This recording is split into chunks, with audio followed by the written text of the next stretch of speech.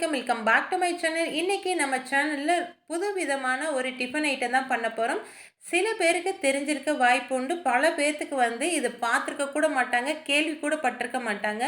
அந்த மாதிரி ஒரு டிஃபன் ஐட்டம் தான் இன்றைக்கி நம்ம செய்ய போகிறோம். இதுக்கு பேர் பார்த்திங்கன்னா ஜாலர் முஸ்தபா அப்படின்னு சொல்லுவாங்க. இது உள்ள ஸ்டஃபிங் சிக்கன் வச்சு நம்ம செய்ய போகிறோம். இது எப்படி செய்யலாம் அப்படின்னு இப்போ வாங்க நம்ம வீடியோக்குள்ளே போய் பார்க்கலாம்.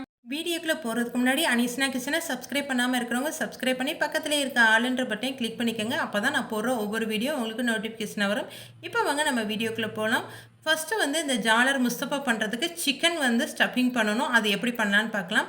இதுக்காக ஒரு கடாயை அடுப்பில் வச்சுட்டு 3 டேபிள் ஸ்பூன் அளவுக்கு நல்லெண்ணெய் ஊற்றிருக்கேன். எண்ணெய் நல்லா காஞ்சதுக்கப்புறம் பார்த்தீங்கன்னா 2 பெரிய சைஸ் வெங்காயமை எடுத்து அதை நல்லா பொடி பொடியாக சாப் பண்ணி அதையும் சேர்த்துக்கலாம். இந்த வெங்காயம் நல்ல ஒரு கண்ணாடி பதம் வர்ற அளவுக்கு வதக்கிக்குங்க. இது நல்லா வதங்கினதுக்கப்புறம் ஒரு தக்காளியை நல்லா குட்டி குட்டியாக சாப் பண்ணி வச்சுருக்கேன். அதையும் சேர்த்துட்டு இது நல்லா வதங்கினதுக்கப்புறம் பார்த்தீங்கன்னா மசாலா ஐட்டம் சேர்த்துக்கலாம். 1 டேபிள் ஸ்பூன் அளவுக்கு தனி மிளகாய்த்தூள், 1/4 டீஸ்பூன் அளவுக்கு மல்லித்தூள், 1/4 டீஸ்பூன் அளவுக்கு ஜீரகத்தூள், 1/4 டீஸ்பூன் அளவுக்கு மிளகுத்தூள் இதெல்லாம் சேர்த்துட்டு இது கூடவே பார்த்தீங்கன்னா 1/4 டீஸ்பூன் குறைவாக கரம் மசாலா சேர்த்துருக்கேன். உங்களுக்கு கரம் மசாலா ஃப்ளேவர் பிடிச்சிருந்தா நீங்கள் சேர்த்துக்கோங்க, இல்லாட்டி ஸ்கிப் பண்ணிக்கலாம், ஒன்றும் பிரச்சனை இல்லை. இப்போ இந்த மசாலாவோட பச்சை வாசனை போகிற அளவுக்கு நல்லா வதக்கிக்கலாம். வதங்கினதுக்கப்புறம் பார்த்தீங்கன்னாக்கா ஒரு 1/4 டீஸ்பூன் அளவுக்கு இஞ்சி பூண்டோட பேஸ்ட்டு சேர்த்துக்கலாம். 1/4 டீஸ்பூன் அளவுக்கு சேர்த்தாவே போதும், ரொம்ப அதிகமாக சேர்க்க வேணாம். இப்போ இஞ்சி பூண்டோட பேஸ்ட்டோட அந்த பச்சை வாசனை போகிற அளவுக்கு நல்லா வதக்கினதுக்கப்புறம் பார்த்தீங்கன்னா நான் ஒரு 1/4 கிலோ அளவுக்கு சிக்கனை நல்லா போன்லெஸ், அதாவது எலும்புகள் இல்லாமல் மிக்சியில் போட்டு அரைச்சி வச்சுருந்தேன். அதை ஃபுல்லாமே சேர்த்துக்கலாம். நீங்கள் சிக்கன் கடையில் வாங்கும் போதே பார்த்தீங்கன்னா போன்லெஸ் சிக்கனாக கூட கேட்டு வாங்கிக்கோங்க. நான் ஆல்ரெடி வீட்டுக்கு சிக்கன் வாங்கியிருந்தேன். அதிலேருந்து தான் இந்த சிக்கன் 1/4 கிலோ அளவுக்கு எடுத்திருந்தேன். அதுலேருந்து போனை மட்டும் எடுத்துகிட்டு வெறும் சிக்கனை மட்டும் மிக்சியில் ஒரு பல்ஸ் மோடு மட்டும் கொடுத்துட்டு எடுத்தேன். சூப்பராக ரெடி ஆயிடுச்சு. இதை அதில் சேர்த்துட்டு இதுக்கு தேவையான அளவுக்கு உப்பு சேர்த்துருக்கேன். இந்த ஸ்டேஜில் நம்ம தண்ணி எதுவுமே சேர்க்க தேவையில்லை. நமக்கு சிக்கன்லேருந்து தண்ணி வர்றதுனால தண்ணி எதுவுமே நான் ஊற்றலை. இந்த ஸ்டேஜில் நல்லா மூடி போட்டுட்டு ஒரு 5 நிமிஷம் நம்ம வேக வச்சுக்கலாம். இதுக்கப்புறம் 5 நிமிஷத்துக்கு அப்புறம் பார்த்தீங்கன்னா திறந்து பார்த்தா சிக்கன்லேருந்தே தண்ணி சூப்பராக வெளியே வந்திருந்தது. இதை நல்லா மிக்ஸ் பண்ணிக்கிட்டே நல்லா ஒரு கரண்டியை வச்சு நல்லா குத்தி விட்டுருங்க. இந்த மாதிரி செய்கிறதுனால பார்த்தீங்கன்னாக்கோ நமக்கு ஸ்டஃபிங் வைக்கும்போது ரொம்பவே ஈஸியாக இருக்கும். ரெண்டாவது சிக்கன் நல்லா குட்டி குட்டி பீஸாக நமக்கு கிடைக்கும். இப்போ பார்த்தீங்கன்னா நல்லா மிக்ஸ் பண்ணி விட்டு தண்ணியெல்லாம் வற்றினதுக்கப்புறம் ஸ்டஃபிங் ரெடி ஆகிடுச்சு. தனியாக எடுத்து வச்சுக்கலாம். இதுக்கப்புறம் ஜாலர் முஸ்தபாவுக்கு மாவு எப்படி ரெடி பண்ணலான்னு பார்க்கலாம். இதுக்காக பார்த்தீங்கன்னா ஒரு பவுலில் 2 கப் அளவுக்கு மைதா மாவு எடுத்திருக்கேன். உங்களுக்கு வேணும் அப்படின்னா நீங்கள் கோதுமை மாவில் கூட செஞ்சுக்கலாம். ஆனால் ஒரிஜினல் ரெசிபியில் மைதா மாவில் தான் செய்வாங்க. அதுதான் நல்ல டேஸ்ட்டாகவும் இருக்கும். இப்போ மைதா மாவு 2 கப்பு, 1/4 டீஸ்பூன் அளவுக்கு உப்பு, 1 டேபிள் ஸ்பூன் அளவுக்கு பேக்கிங் பவுடர் சேர்த்துருக்கேன். இது கூடவே பார்த்தீங்கன்னா ஒரு பெரிய முட்டை 1 ஊற்றிருக்கேன். சின்ன முட்டையாக இருந்தால் 2 ஊற்றிக்கங்க, பெரிய முட்டையாக இருக்கனால நான் 1 ஊற்றிருக்கேன். இதை நல்லா ஓரலாக மிக்ஸ் பண்ணி விட்டுக்கலாம்.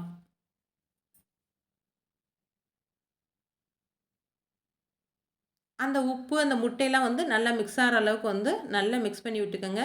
இதுக்கப்புறம் பார்த்தீங்கன்னா நல்ல ஒரு தேங்காவை பால் எடுத்து வச்சுருக்கேன். நல்ல தலைப்பால்னு சொல்லுவோம் பார்த்தீங்கன்னா, அந்த மாதிரி பால் எடுத்து வச்சுருக்கேன். அதை கொஞ்சம் கொஞ்சமாக நம்ம ஊற்றி மிக்ஸ் பண்ணிக்கலாம். கட்டிகள் இல்லாமல் மிக்ஸ் பண்ணணும். முடிஞ்ச அளவுக்கு இந்த மாதிரி விஸ்கு வச்சு மிக்ஸ் பண்ணிக்கோங்க.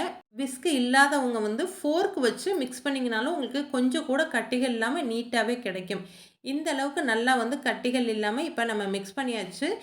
நம்ம 2 கப்பு மைதா மாவுக்கு பார்த்தீங்கன்னா 250 எம்எல்லேருந்து 300 எம்எல் அளவுக்கு தேங்காய் பால் தேவைப்படும். அந்த அளவுக்கு ஊற்றிக்கோங்க.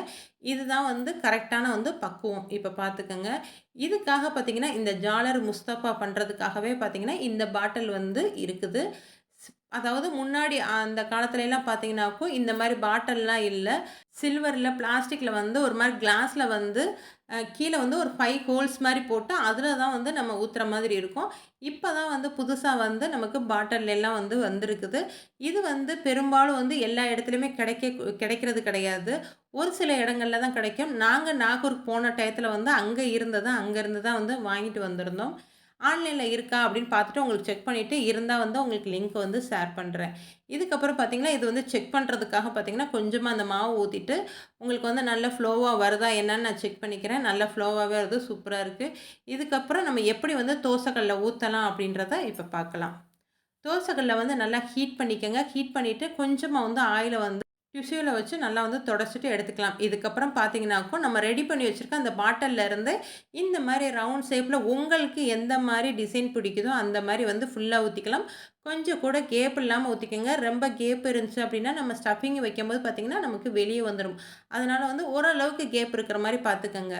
இதுக்கப்புறம் பார்த்தீங்கன்னா, கொஞ்சமா அதாவது ஒரு 1/4 டீஸ்பூனுக்கும் கம்மியா பார்த்தீங்கன்னாக்கும், நம்ம நெய்ய வந்து எடுத்துட்டு, அதில வந்து அப்ளை பண்ணிட்டு, ஒரு 2 நிமிஷத்திலேயே நம்ம வந்து எடுத்துக்கலாம். இந்த மாரி எடுத்ததுக்கப்புறம், அடுத்த ஒரு பேஜ் வந்து அதே மாரி வந்து நான் ஊத்திட்டு எடுத்து வச்சுக்கிறேன். மறக்காம வந்து நெய்ய வந்து கம்மியா ஊத்திக்கங்க. எண்ணெய் சேர்க்கிறதோட வந்து நெய் சேர்க்கும்போது நல்ல ஒரு வாசமா சூப்பரா இருக்கும். டேஸ்ட்டுமே நல்லாயிருக்கும். இப்ப எடுத்து வச்சத எப்படி வந்து ரோல் பண்ணலாம் அப்படின்னு பார்க்கலாம். 2 பீஸ் வந்து அந்த ஜாலர் முஸ்தபா வந்து எடுத்து வச்சிருக்கேன். ஏன்னா, ஒரு பீஸ் வந்து ரொம்ப லேசா இருக்கும். இன்னொன்னு வந்து ஹோல்ஸ் அதிகமா இருக்கனால வந்து ஸ்டஃபிங் வந்து வெளிய வந்துரும். அதனால 2 பீஸ் வச்சு, அதுக்கு மேல வந்து நம்ம ரெடி பண்ணி வச்சிருக்க சிக்கன் அந்த ஸ்டஃபிங்க வந்து கொஞ்சமா நமக்கு தேவையான அளவுக்கு வச்சுட்டு, இந்த மாரி நான் வந்து ரோல் பண்ற மாரி வந்து நல்லா ரோல் பண்ணிக்கலாம். அந்த ஸ்டஃபிங் வெளிய வராத அளவுக்கு ரோல் பண்ணிக்கங்க. இதுக்கப்புறம் இன்னொரு மெத்தட்ல எப்படி ரோல் பண்ணலான்னு காமிக்கிறேன். ஒரு லேயர் மட்டும் கீழ வந்து அந்த ஜாலர் முஸ்தபா வச்சு, அதுக்கு மேல வந்து நம்ம சிக்கன் ஸ்டஃபிங் வச்சு, அதுக்கு மேல மறுபடியும் வந்து வேற ஜாலர் முஸ்தபா வச்சு, இப்படி வந்து ரோல் பண்ணிக்கலாம். இந்த மாரி செய்றது வந்து ஈஸியா இருக்கும். ஆனா பார்த்தீங்கன்னா, ஸ்டஃபிங்லாம் வந்து வெளிய வர்ற மாதிரி இருக்கும். உங்களுக்கு 2, 3 மெத்தட்ல வந்து அதாவது நமக்கு எப்படி விருப்பமா இருக்கோ, அந்த ஸ்டேஜ்ல வந்து நம்ம வந்து ரோல் பண்ணி சாப்பிட்டுக்கலாம். இப்ப எல்லாத்தையுமே வந்து நான் ரோல் பண்ணி எடுத்து வச்சுக்கிட்டேன். மொத்தமா ரோல் பண்ணி எடுத்து வச்சீங்கன்னா, உங்களுக்கு ஈஸியா இருக்கும். இதுக்கப்புறம் வந்து பார்த்தீங்கன்னா, தோசைக்கல்ல அடுப்புல வச்சுட்டு, எண்ணெய் வந்து கொஞ்சம் தாராளமா வந்து விட்டுக்கங்க. அதுக்கப்புறம் நம்ம ரோல் பண்ணி வச்சிருக்க அந்த ஜாலர் முஸ்தபா ரோல வந்து இதில ஒவ்வொன்னா வச்சுட்டு, மீடியம் சிம்ல வச்சுட்டு பார்த்தீங்கன்னாக்கும், எண்ணெய் அதுக்கு மேல வந்து லைட்டா வந்து அப்ளை பண்ணி திருப்பி போட்டு எடுத்தீங்கன்னாக்கும், உங்களுக்கு சூப்பரா நல்ல மொறு மொறுன்னு பார்த்தீங்கன்னா, டிஃப்ரெண்ட்டான மார்னிங் டிஃபன் வந்து ரெடி ஆயிரும். இது வந்து நெறைய பேர் வந்து கேள்விப்பட்டிருக்க மாட்டீங்க, பார்த்துருக்க மாட்டீங்க. சில பேர் வந்து பார்த்திருந்திருக்க வாய்ப்பு உண்டு. சாப்ட்டுருக்க வாய்ப்பு இருந்திருக்கும். இப்ப நெறைய இடத்துகள்ல பார்த்தீங்கன்னாக்கும், சென்னை சைடு, அந்த மாரி காரைக்கால் சைடு இது வந்து ரொம்பவே ஃபேமஸு. அந்த இடத்துகள்ல பார்த்தீங்கன்னாக்கும், ஒரு பீஸ் அதாவது ஒரு ரோல் பார்த்தீங்கன்னா, 250லேருந்து 300 வரை வந்து சார்ஜ் பண்ணுவாங்க. அந்த அளவுக்கு வந்து ஒர்த் இருக்குமா என்னன்னு தெரியல. அந்த மாரி நீங்க கடைகள்ல எல்லாம் வந்து வாங்கி சாப்பிட தேவையில்ல. இனிமே வீட்லயே வந்து தாராளமா வந்து நீங்க செஞ்சு சூப்பரா டேஸ்டியாவும் செஞ்சு சாப்பிட்டுக்கலாம். இப்ப நமக்கு நல்ல மொறு மொறுன்னு பார்த்தீங்கன்னாக்கும், நல்ல உள்ள ஜூஸியா வந்து நமக்கு ஜாலர் முஸ்தஃபா வந்து ரெடி ஆயிருச்சு. இதே மாரி கண்டிப்பா செஞ்சு பார்த்துட்டு எப்படி இருக்கு அப்படின்னு மறக்காம கமெண்ட்ல சொல்லுங்க. இந்த வீடியோ உங்களுக்கு பிடிச்சிருந்தது அப்படின்னா, இந்த வீடியோவுக்கு மறக்காம வந்து லைக் பண்ணிக்கங்க. நம்ம சேனல வந்து சப்ஸ்கிரைப் பண்ணிக்கங்க. நெக்ஸ்ட் ஒரு வீடியோல பார்க்கலாம். ஓகே ஃபிரெண்ட்ஸ், பாய்.